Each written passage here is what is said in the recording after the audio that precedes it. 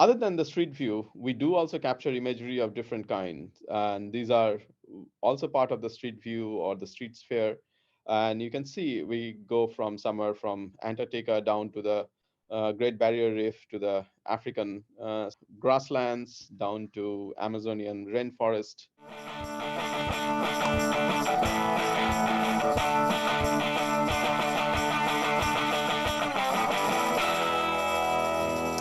Good morning, everyone, and welcome to OpenCV Weekly Webinar, episode 105, if you can believe that.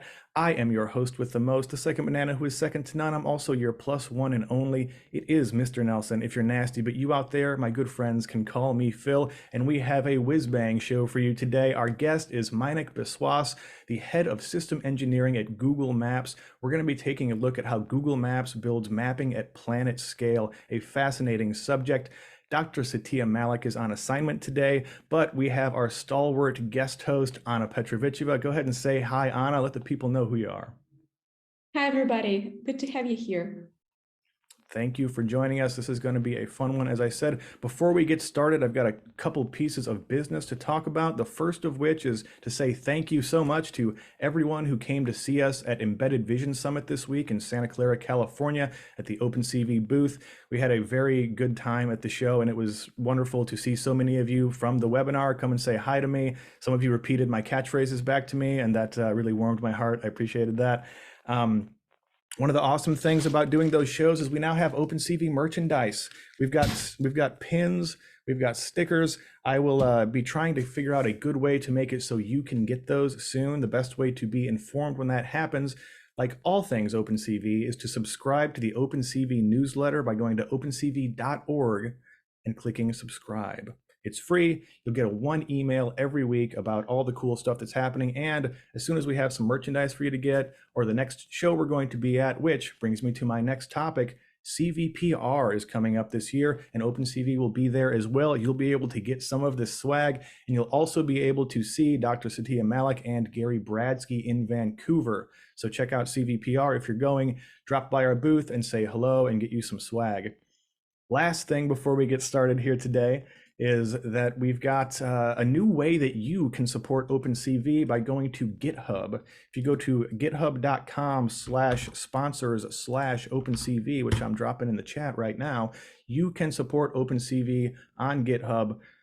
It's very important for you to do this, and I'll tell you why. Unlike a lot of open companies, open projects, OpenCV is actually open, not only open source, but we're also a nonprofit. We're not venture backed. We get our support directly from people like you and some of our corporate partners. So please go check it out. If you've got a couple extra bucks to spare, go to OpenCV's GitHub and support the project there. We really, really do appreciate it. And it helps us bring you stuff like OpenCV Weekly Webinar. So if you want me to keep getting paid, go to OpenCV's GitHub and hit that sponsor button. We really do appreciate it. So, in case you need a reminder, or this is your first time joining us, there's a couple of things we do every single week here on OpenCV. The first of those is a giveaway to you in the audience. If you stay tuned to the show later on in the episode after the presentation from our guest, we will be doing a one-question trivia contest. The first person to answer that trivia question later in the show will win the OpenCV course of their choosing. You can go to opencv.org/courses to check out what courses are available. Stay tuned for that. We're also taking questions from you in the audience. You can use the Zoom Q&A button at the bottom of the screen, or you can ask your question on the chat system wherever you are watching, and we will do our best to answer it as time permits. That is enough from me. I'm going to turn the show over now to our esteemed guest, Mainak Biswas, head of system engineering at Google Maps. Welcome, and the show is yours. All right. Thank you, Phil. Thank you, Anna, for hosting me. Thank you. It was great seeing everyone reporting from where they are joining. And for others who didn't know where they are, I hope you looked it up on Google Maps, not any other maps. If you had looked up in other maps, thank you for joining. We'll see you next webinar. So just kidding. So let me just bring up my slides. So today I'll be talking about how to build maps at planet scale.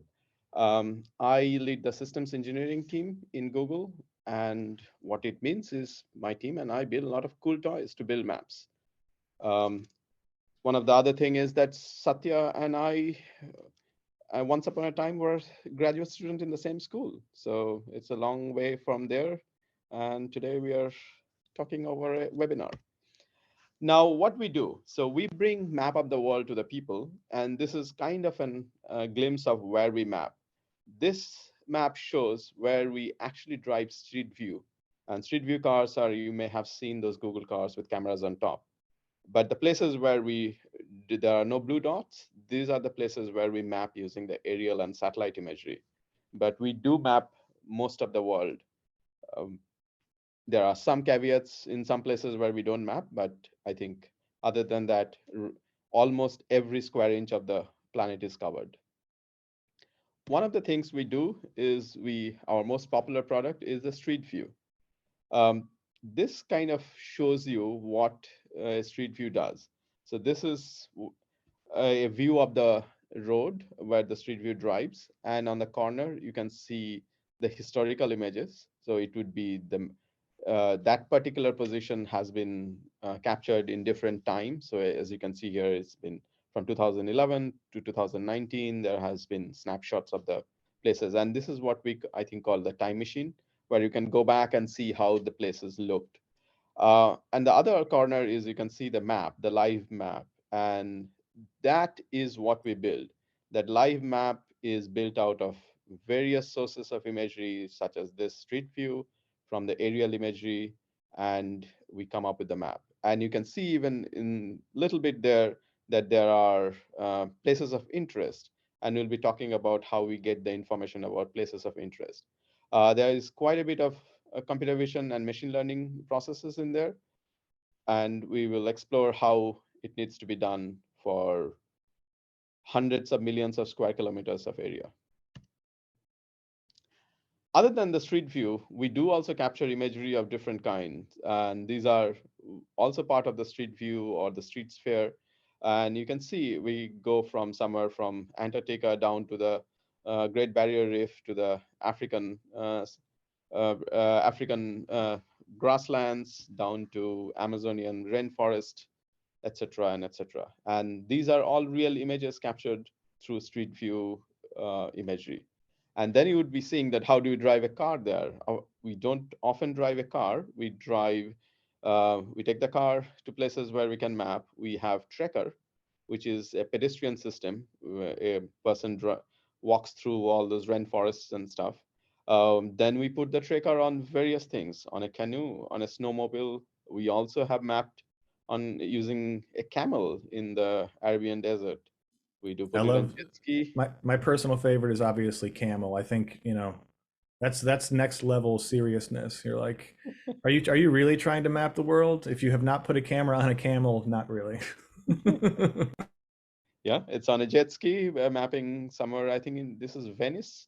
And we also have put it on rail cars to get to railroads in some certain places. We have built many other what we call the Trekker on X. You can imagine it could be on a scooter, it could be on a tricycle, everything there has been. Uh, Before the show, I was talking to Phil about when the Google Maps started and kind of the history of different features when it started. So the Google Maps for desktop was launched almost 18 years ago on February 8, 2005. Uh, if you remember the time before Google Maps, there used to be a lot of other providers such as MapQuest. You would also get physical maps. But it was quite a bit of revolutionary thing when Google Maps was launched, where you can scroll through things pretty smoothly and it was up to date. Few months later, we launched Google Earth. That's a different way to look at the world. So we used aerial imagery to show you places. You could fly through different attractions, etc. Later on that year, we started doing the trip planner. That was something quite interesting, where you can give destination A and destination B. You plot the navigation roads. Then the real-time traffic started to come into picture. And in May 2007, we started to put Google Street View in our maps. Um, November 2007 is when we started putting Google Maps for mobile. So it has been almost 16 years when the Google Map in mobile is available. Unfortunately, the first two mobile makers, BlackBerry and Palm, are not in business anymore, but it's available in other mobile formats such as Apple, iPhone, and Android, etc. Yeah, Uh, F in chat for my beloved Palm Trio. That was a great phone. I have a lot of good memories of that phone. What I do not have a lot of good memories about is the hellish time before Google Maps when you would use MapQuest or some of these other services, and you would, you'd have some stale data or whatever. You're going someplace 5, 6 hours away, and it turns out that it isn't there anymore.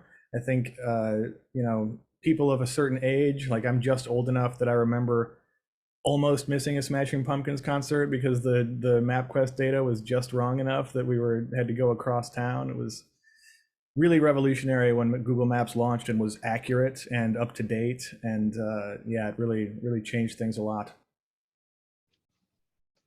yeah, moving on from there is that we started to do turn-by-turn navigation, and that's we started to get into like people would put phones in the car and follow along on the turn-by-turn navigation.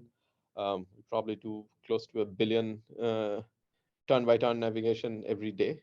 Google Tracker, we saw that was for pedestrian access because there are lots of places where cars cannot drive.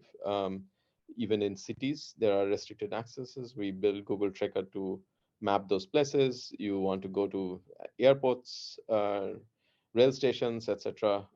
You would need to have Google Tracker.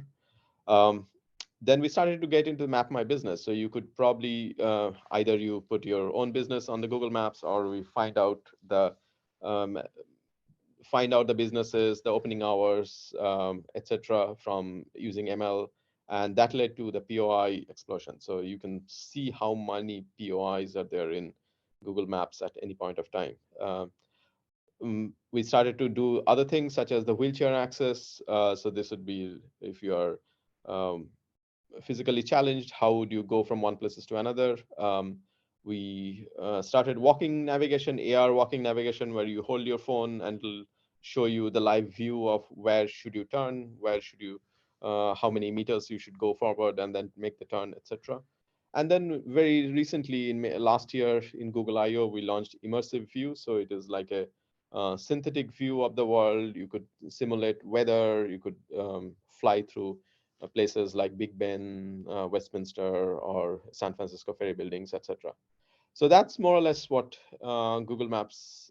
This is the public-facing features of the Google Maps, but underneath there is a humongous machine that powers most of these things, and we'll start to talk about a little bit of that. We come to the point of how we build map. And one of those, I've given recently a talk to elementary school students about map making. And one of the things I always tell people to go to is this map maker on the National Geographic page. You could start to see how every layer of maps are built. So we start with called base map. This is the fundamental map. So everything is piled on top of this, what we call the layers. But underneath it, there has to be some framework. So if you think of this as the foundation of all maps, and this is, and how we build that, often this is what people have been doing for centuries, where you go to a tall place and look down, and then you see what it is. And for our scale, we take pictures from airplanes and satellites, airplanes of different kind, and we get what we call an aerial imagery. This is what an Amusingly, aerial, this is also how it works in Legend of Zelda: Tears of the Kingdom.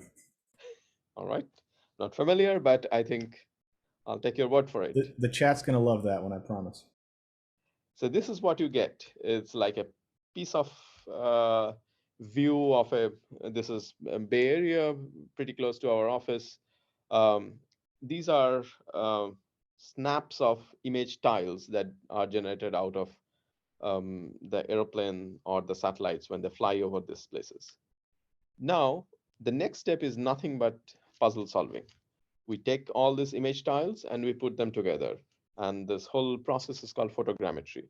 It exactly works like how you do a big jigsaw puzzle solving.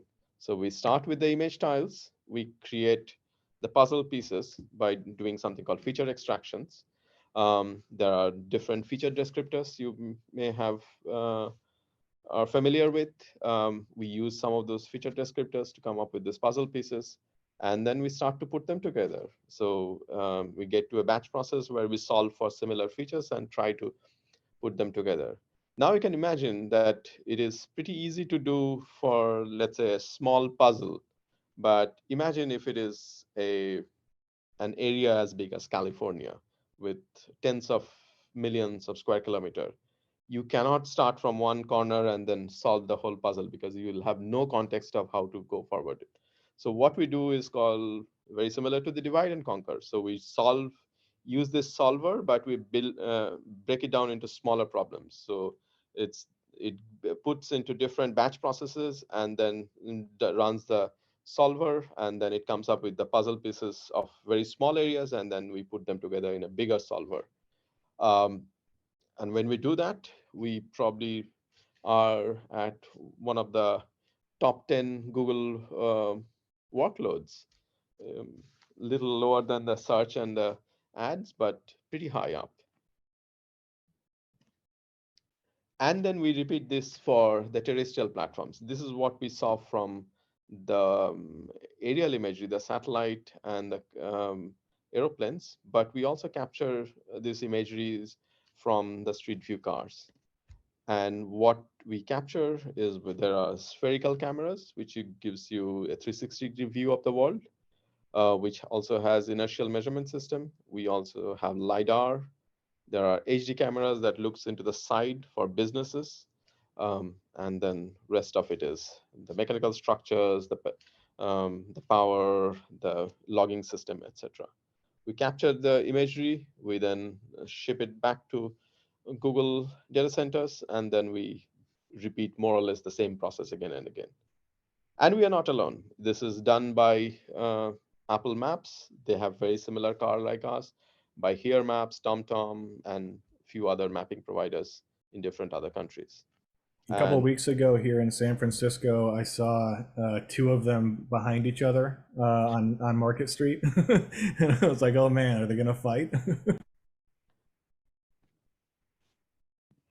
we also have partners because the Earth is a big place, so we cannot go everywhere. So we ask our partners to map for us using some of this off-the-shelf components. For example, the Rico Theta, NCTEC.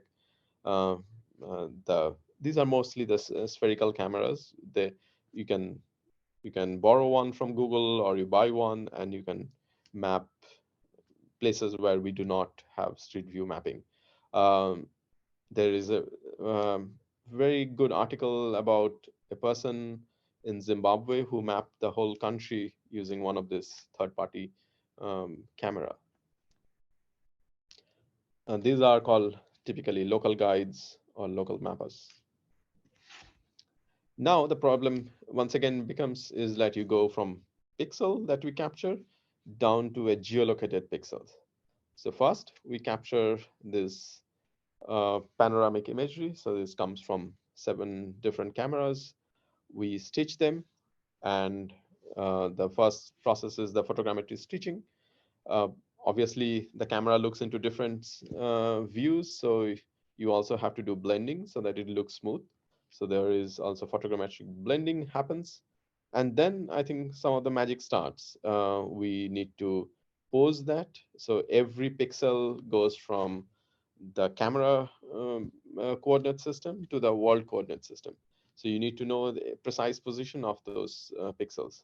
And that's essentially is posing. You pose that, then you are seeing an imagery of a certain places, but you also have seen that from the sky. So you need to align them so that you know that this particular pixel that you see on the Fifth Avenue of New York also is the same pixel that you see from the aerial imagery when you flew over Fifth Avenue. And so that's called an alignment process. Um, and then when we take pictures, there are cars, human around.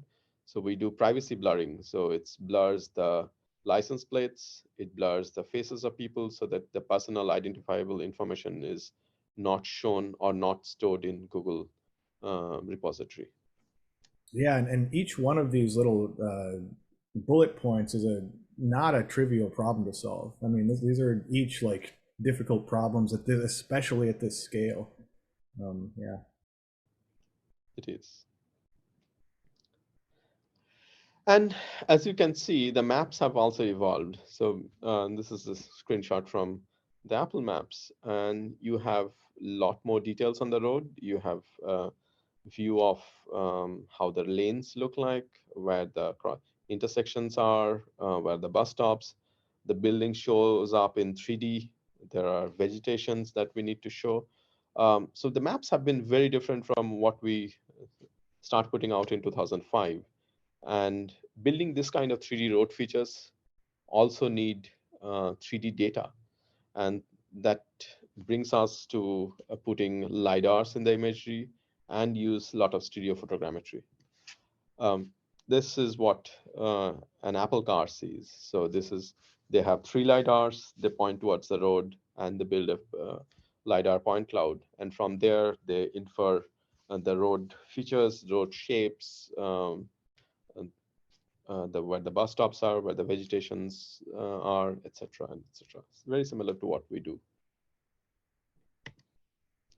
But we are just talking about a little bit of solving one part of the world.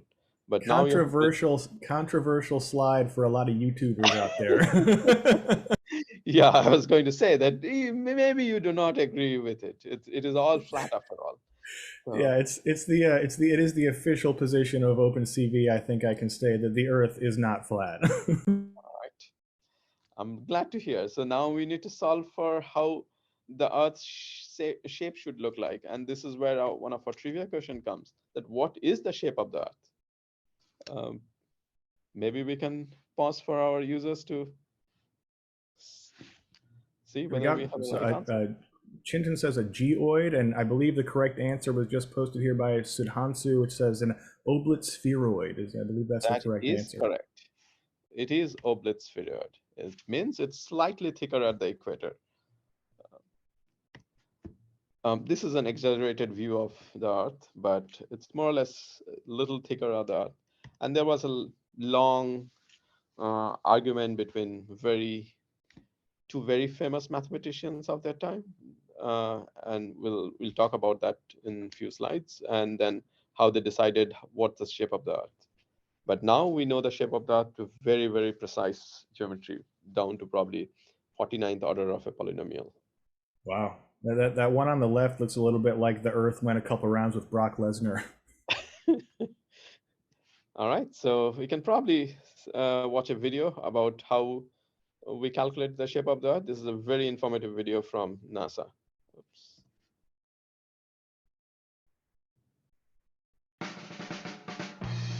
A long time ago, in ancient Egypt, a clever human named Eratosthenes figured out that when the sun was directly above a deep well in one city, you could stand in a nearby city to the north, measure the angle of the shadows there, and multiply that by the distance between the two cities to get the distance around the entire Earth. With that, the science of geodesy was born. Geodesy deals with the measurement and representation of the Earth, or to put it more simply, it's the science of where things are, and just as importantly, where they have been and where they are going. Through geodesy, we learn the rough size and shape of the Earth, the direction of its rotation, its distance from the Sun, and more. Through triangulation, we could create detailed maps of entire countries. We even figured out that the Earth isn't quite a perfect sphere, and after some arguments and expeditions to Lapland and Peru, we measured that it's just a bit thicker in the middle. Building on this information, we found tons of practical uses for geodesy. Using stars as reference points and accurate watches, we could reliably determine latitude and longitude so that ships could cross giant oceans to get where they needed to go. Explorers visited uncharted regions, mapped them, and even found the tallest mountain in the world. Later, engineers built railroads to get us to all of these places. With a little math and the same reference surface, rail tunnels could be started on both sides of a mountain and somehow still meet in the middle. Life was good. And once we invented radio telescopes and satellites, things got even better. When scientists used a bunch of small radio dishes like one big one to look at quasars, somebody got the idea that you could use these measurements to determine very accurately the distance between the telescopes. Now we can look at the movement of the Earth's crust, changes in how long days are, and how the Earth wobbles on its axis. Satellites also became very important. By analyzing their orbits, we can learn about our planet's changing size and shape and gravity, and by making laser measurements, we can look at everything from changes in the height and shape of the oceans and ice sheets to how the tides work. So, from ancient Egypt to the hundreds of satellites in orbit today, geodesy continues to have a huge impact on our lives. And all because somebody, a long time ago, decided to look down a well. It is indeed. Awesome. Say shout out to NASA. Call me boo.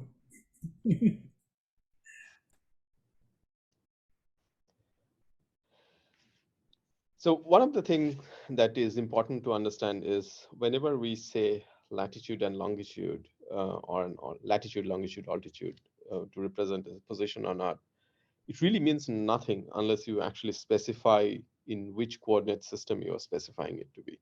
And that's why it's important to have a consistent representation on the map. To make it a little bit more tricky, a point on Earth is mostly not static. There are parts of Earth where things don't move much, but we live in California and where things move quite a bit. So They sure uh, do. this shows, so there are lots of what you call a reference station, which measures the motion of a point over time, and you can see how it has moved with reference to the reference of either using the satellite or the variable interferometry that we saw. Um, it is So this is a place in Southern California where there was a major earthquake somewhere in 2019 or 20, the Ridgecrest earthquake. And you can see that there was a tectonic motion and then suddenly there is a slip. So the earth kind of moved in a different direction. So that happens. And these motions are pretty big. This is a reference station from Central California where the altitude has been dropping due to the groundwater usage. And because we just came out of a drought, but we have been going through a very long drought in California, and due to the groundwater usage, the altitude of that place has been dropping quite a bit. So if you just assume that the altitude was what we had measured in 2005, you'd be off by meters. And similarly, this is a reference station right near my home where you can see that the plates are moving quite consistently in one direction. This is the north and that is the east, so it's kind of moving a little bit towards the southwest. So understanding how things move over time is also important, because otherwise anything you reference in an old map is obsolete by the time I think it gets published. So the next step in map making is, once you have established the foundation of the base map, you get to what we call the digital elevation models, or the DEM. There are two types of DEMs. So one is called the surface model, the digital surface model, and then the digital terrain model. The surface model is, it's a surface with all natural and human-made structures. So you can see your house, you can see the trees, the mountains and the hills. The terrain model, where we can see actually the feature of the earth. So we remove all the vegetation and the human-made features. And to do this, there has to be significant stereophotogrammetry work. The easier way to do it is fly with LiDARs, but that is really, really expensive to do for a kind of scale we are talking about.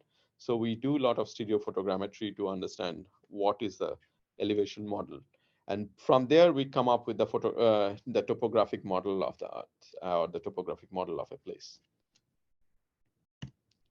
And then you need to add more features. So things like roads and connectivity of those roads. And these are all typically come from the mixture of the assets that we saw, the aerial, the street view, and all these things combined together. We understand how the roads are connected with each other, what are the width of the road, how many lanes are there in the road, etc., and etc. But you also need to understand where the POIs are. So that's where the street view comes into picture. These are the pano imagery that comes out of this camera, and then we run through different ML pipeline to detect businesses, opening hours, whether the uh, business has changed. So it could be very simple as that it's still a pizzeria, but it was in 2020 it was John's Pizzeria. In 2021 it's become, let's say, Sam's Pizzeria. It looks very similar, just the simple name change, but we need to detect those things. And we also have ML pipeline to detect those business changes. We call them business difference. So you need to be very specific on your location triangulation, and then your ML engines need to be powerful enough to understand those subtle changes. In spite of that, I think there are a lot of things that change, and then lot of this information comes from our local guides. So when you check in to a place on Google Maps and you say that, hey, the place is open, or you spend time there, we understand that the place is probably open, and then we kind of refine the business hours or detect whether the business is closed or it's open, etc. And oftentimes people take the picture just like what you see here, and then send it back to Google, and we have a um, another pipeline that takes in those information. You can imagine there could be also abuse. You can take a picture of a closed place and then say it's open, or you vice versa. You can take a picture of like you can generate a picture where it shows the business has been closed permanently, but the business is thriving. So we need to kind of detect those. So there is a lot of abuse prevention. And especially today with the quality of the generative, the AI machine learning visuals we can do now, it becomes much harder to protect against those, I'd imagine. Yeah. That is correct. Yes, absolutely. And it is almost that constant battle against fighting against the gangs. Misinformation. Yeah. Yes. And then the other thing is what I hope most of you actually use is for traffic. Like, for example, every day in the morning, I have to actually look into the traffic, because Bay Area traffic is very, very unreliable or difficult to predict. And we find how the traffic speed is in certain areas from all the location data from the phones. With all the privacy safeguards, there's quite a bit of anonymization that happens with the data. But since there is such a large volume of Android phones, we can detect pretty accurately how the location or the traffic is moving along on a highway or even a small road, where is the choke points are. And then we have yet another machine learning model that predicts the travel time. So when it says it'll take 1 hour and 25 minutes to go to a place, there are historical traffic times and the current traffic times, and then it generates an estimate, which is most of the time pretty accurate. So that's more or less what the maps, how the most of our maps are built. But then it comes up to things like how people use it. So a lot of people use the map to do very, very interesting things. One of the important usage is for science education. There are specific street view imagery that we have taken in Africa, in Tanzania, for the gorilla population. You can see how the population is varying over the time, etc. And you can actually go to Gombe National Park and see how those gorillas are doing. Similar to that we have on the Channel Islands in the Southern California. It's the population of the flora and fauna in those particular places, where it is very in a very critical stages of nature conservancy. We also, a lot of researchers have used it for species mapping. So things like vultures, the people have used it for some of the insects, and there are papers. So this is what we call the Google education outreach. People use our data and then do a lot of this interesting analysis. We also retrofitted some of our street view cars for air quality mapping. This have sensors for air quality, which looks for methane, carbon dioxide, and the PM 2.5 and PM 10 materials. And then we try to understand how the quality of air quality in different places are. There has been study in Oakland, which is a major port, and how the diesel trucks from the ports create different amount of air quality in different places. The other thing is what quite a bit is used is called Project Sunroof. If you want to have solar panels on top of your roof, there's a very useful tool to just plug in your address. It'll look up your house from the surface model that we saw. It'll predict how much would be the sun angle over the day and over the year, and then how much roof coverage you have to put panels, and it'll tell you how many hours of usable sunlight you'll get per year and how much of the energy you'll generate. So this gives you a very rough baseline figure of whether it makes sense for you to get solar or not. This is a very popular usage of our aerial imagery. And there's quite a bit of, you can imagine, computer vision goes on behind it to generate all the sun angles and the sun coverage, etc. A lot of researchers use our aerial imagery to estimate tree cover loss and gain in different parts of the world to identify where the forest deforestations are happening. This is a very, very important tool. It's even down to in cities, like there has been a study in Los Angeles on how much tree cover has been lost over the years, and then with the newer reforestation effort, how much it has improved, etc. So these are the kind of things people use Google Maps beyond the typical things that we have talked about, like going from one place to another or exploring some places. They do also for a lot of this analytical understanding of GIS information. So that kind of brings us to the end of the topic, and we'll be happy to take questions. Awesome. Yeah, thanks so much. You go ahead and unshare your screen here so people can see our shining visages as we answer their questions here. First, we'll take this moment to do our trivia giveaway before we get to questions, as is custom here on the show. So those of you watching today here in the Zoom chat now will have the opportunity to win the OpenCV course of your choosing.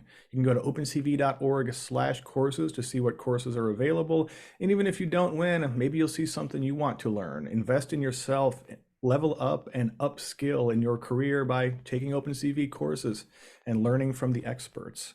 So I'm going to ask a trivia question, which I've just come up with during the presentation from our guest. And in the Zoom chat, the first person to answer that trivia question correctly will win the course of their choosing. If you have won in the last couple of months, please do not answer and give other people a chance to win. So get ready to answer. This one is going to be pretty easy. I feel like a lot of you already are pre-typing the answer, but I'm going to throw you a little bit of a curveball. On what day was Google Maps originally launched? On what day and year? Oh, you're getting close. I said day and year. Come on, folks. You got to do better than that.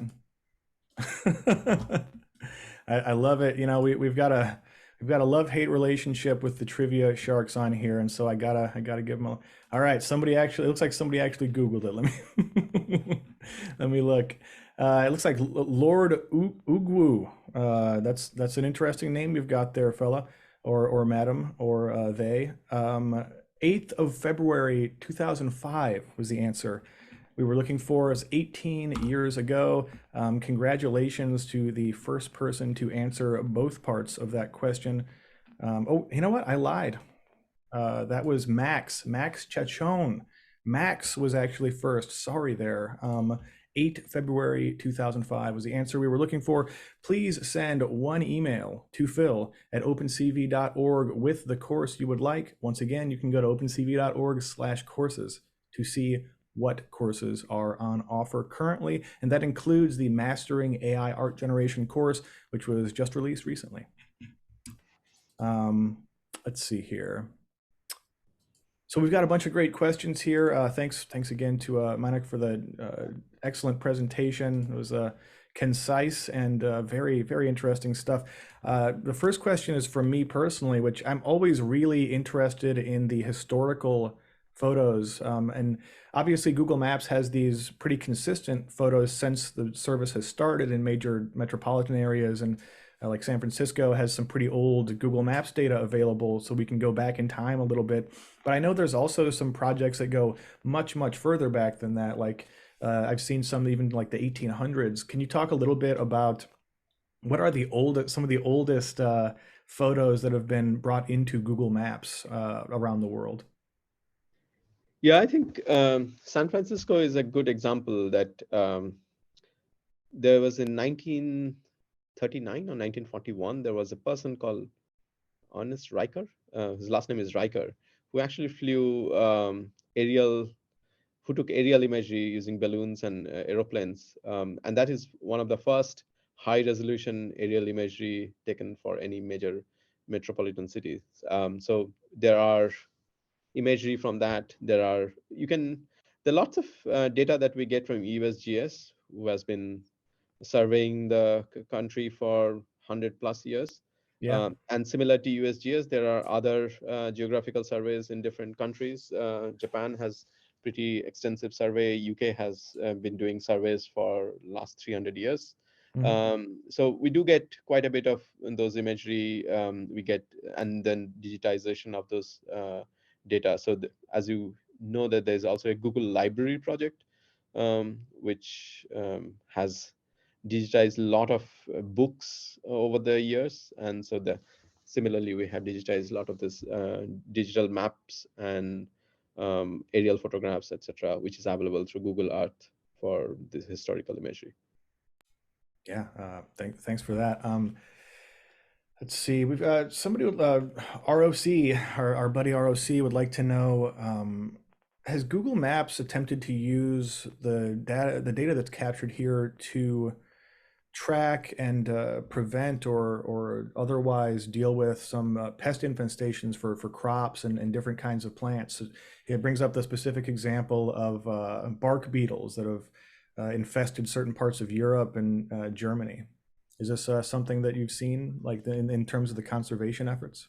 I don't know exactly whether that specific project has been done, but as far as the forest deforestation and the forest growth and the loss of flora, we have seen quite a bit of work on that front.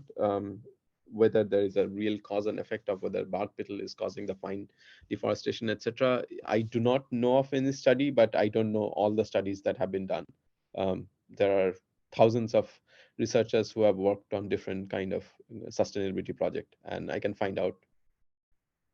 Great. Yeah, thanks. Another great question here from ROC is, how does Google Maps handle certain areas of the Earth that are, say, have significantly stronger magnetic fields than others? I'd imagine that would change how you handle a lot of the location data and such, yes?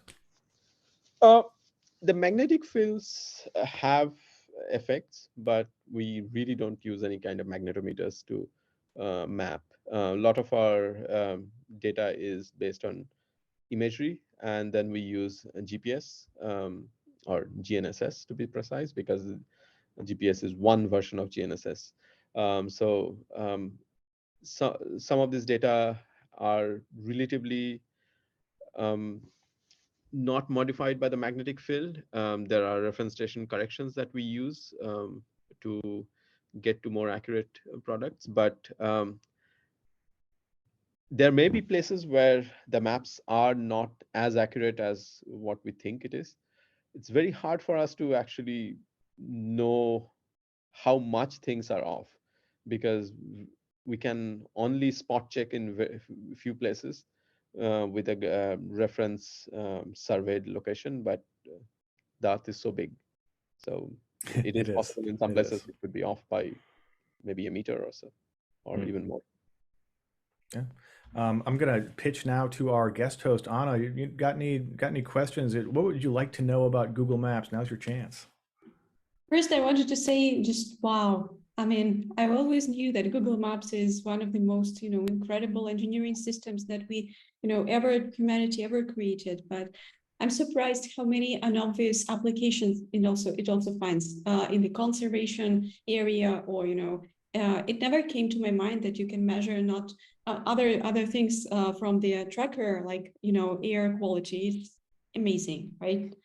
Um, so I wanted to ask, what is to your feeling, what is the kind of percentage of computer vision versus non-computer vision? So purely software engineering, no hardware part, problem you need to solve to deliver the Google Maps. Yeah, I think if you think of the number of hardware engineers in Google Maps versus the software engineer, it's probably 95-5 ratio. So you can then think of how much of the software engineering actually goes into different things. So and this is only on the map making, right? So Google Maps has different organizations under it. So this is only for the map making we talked about. But as you said, that there are a lot of effort that goes into the conservation of natural resources, etc. So the sustainability efforts. There are developer efforts when people actually use the Google Maps API. How do they access the data? What kind of data formats, the schema, etc. that allows you to people share. We have also Waze, which is kind of almost like a parallel organization to Google Maps. It is kind of people use it for different reasons. So Waze is a lot more for local traffic information. People use it very religiously, and that's also another It tells you strong. where all the speed traps are. It's very useful Yeah. tool. So there are very dedicated users of Waze, and there are very dedicated users of Google Maps, although we are same company under the same organization. So yeah, I think overall, I would say that the number of people who build the map and the number of people who actually make the map available to the other users probably are bigger. Maybe it's by 2-to-1 ratio. It's bigger than that. So because it's often like what we call the Google Map for mobile, the GMM, that we almost everyone uses. There's quite a bit of work that goes on to actually taking the map and presenting into different surface areas. So whether it shows up on your car, it needs to have certain way to present. If it shows up in your phone, you have very little screen area. So what are the important? So there's a lot of UX research that also goes into that things. So what are the relevant information? So yeah, there's significant amount of software engineering part of the things, and as you said, that there are a lot of computer vision and ML that happens to build the maps and infer the map. Yeah, thanks for Thank you that. so much. I just wanted to, say kudos to the huge team. It's incredible what the team is building. Really incredible. I'm a big user of Google Maps for many years, and I travel a lot, as you may guess. So, saved my life probably several times. I hope we continue doing that. Means not send you to different places where you should not go. One of the challenges of actually working in Google Maps is like I think Phil was talking about, that you have imagery from different time, and then if you have friends and families who know you that you are working Google Map, they'll say, hey, my house, the last imagery is pretty old now, it doesn't look new, can you send a car there? It's like, no, I cannot. I can build the cars, but I cannot send the cars there. So that's another challenge we have. It's like Well, I can would request guess from for time to a time. product that is so adopted, you probably would get a lot of questions. I myself would have some questions. So, for example, Google location sharing doesn't work if you're in Cyprus. So, I mean, the world is so big, and you cannot even guess what are the different, ways people use or not use Google Maps in different parts of the world. Yeah. Yeah, there's a lot of different rules out there on what you can and can't use and whatnot, and or what you have to how much you have to pay the government to do so. Um, Zach from the Zoom chat here has a great question. How does Google determine how often to update maps in areas? Oh, that is a very good question. Um, well, the obvious answer is machine learning. Um, there is actually a very sophisticated machine that actually predicts where things might change and where we should send the cars based on lots of information. And it tells you these are the red zones where things are most likely has changed, and these are the green zones and yellow zones. And so, because sending cars to a particular place is very expensive, right? So if you do not have the cars in that place, and then you have to move the cars from different places, and then sometimes it has to cross um, for example, the country boundaries. So these are different, very difficult problems. One of the slides that we often show is that just the challenge of sending cars to, I think currently we map in 89 or 90 countries, is just the customs and the logistics of it is so overwhelming. So so that's why there is a pretty sophisticated prediction algorithms that shows where things are supposed to change and where we should send. There, I don't know how many factors we use, but there are lots and lots of information that we use to predict that. Awesome. Yeah, I can imagine it's a difficult problem because I mean, eventually it'll just be kind of on demand, oh, just update the picture and some satellite will zoom in and take a photo and it'll be easy peasy. But yeah, and there's certain areas, of course, that are just much more difficult to get to physically than others. And so that probably has to play into it as well. Yes. Yeah, the satellite imageries are actually quite interesting because you practically fly satellite all over the world. But then it becomes if you once you can start thinking about the logistic of it, satellites fly over at whatever 500 kilometers. You'll have cloud cover for in many places. It has to be like the middle of the day when the sun angle is at the right place for the satellite to actually Mm. go to that place. So the probability of the satellite to be in the right place, right time to take the picture is often very small. And then a satellite it takes picture, but it has to also beam the data back. So it always beams the data back at a certain place on Earth. And so you can only beam that much of data before the satellite goes over that reference station.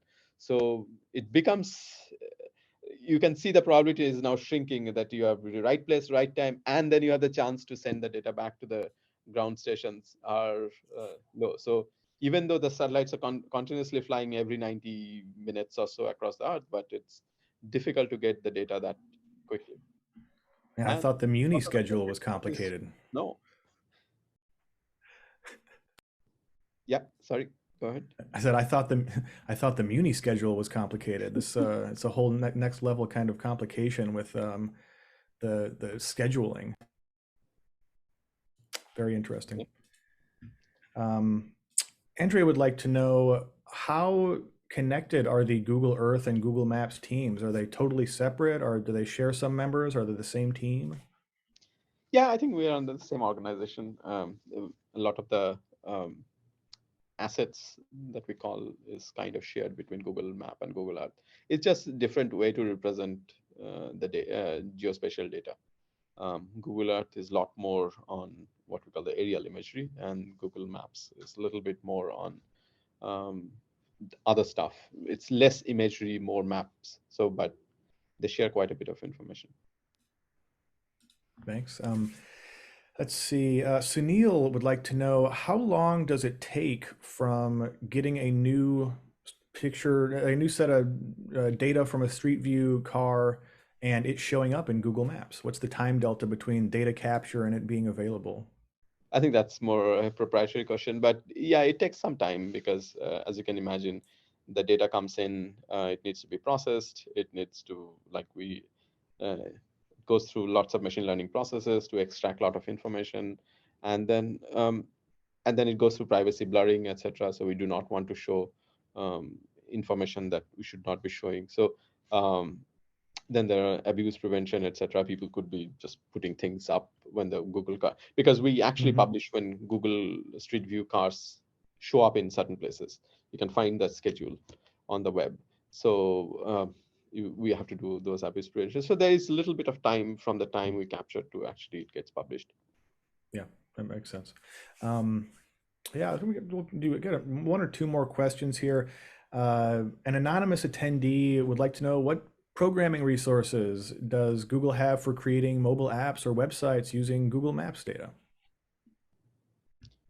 I don't know. I have very little knowledge on that fact.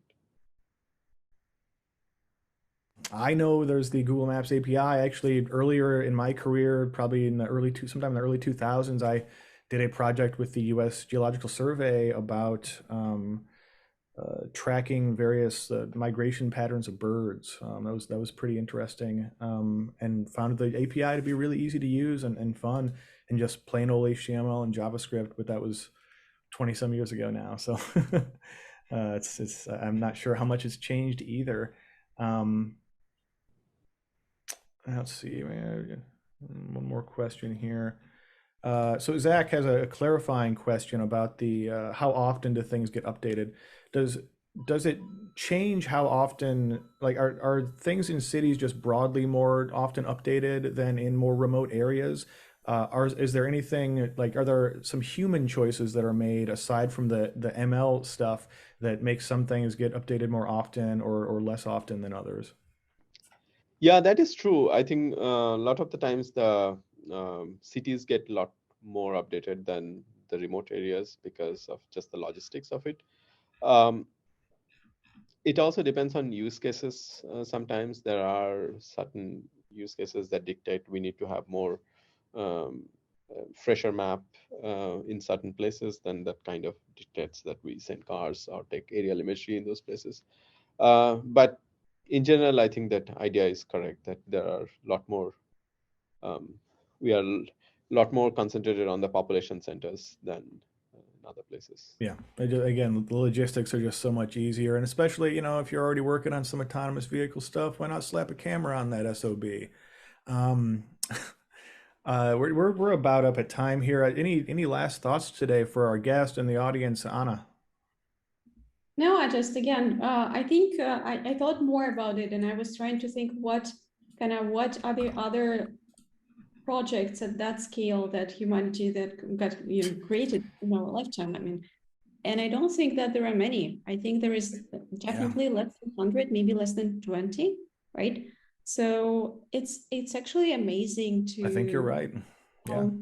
It has been developed over like a very short period of time, if you look at it. So this is fantastic and really interesting to see how the interesting intricacies of it, and Tracker and Camel, and I mean, you wouldn't even think on how hard it is to map the whole world. Unless you have to. Yes. Thanks so much, Mainak, for your presentation here. We really appreciate it. This was a really fun episode. Thank you for taking the time. Thank you so much to our audience for joining us once again on this Thursday morning. We will be back next Thursday, same bat time, same bat channel, with our friends from Super Annotate talking about their new integration of the Segment Anything model from Meta. They call it Super Segment Anything, and Vahan Petrosian and Oscar Orenberg from Super Annotate will be joining us next Thursday, 9 a.m., same bat time, same bat channel. Until then, please take care of yourselves out there and take care of somebody else if you can, and have a great day wherever you may be. Thanks so much for watching this episode of the webinar. Please hit that like button, subscribe, and don't forget to tap the little bell icon to be notified when new episodes drop. This week's episode was brought to you by OpenCV Courses. Learn computer vision and AI from the best at opencv.org/courses. If you'd like to be in the audience next week, subscribe to the OpenCV newsletter.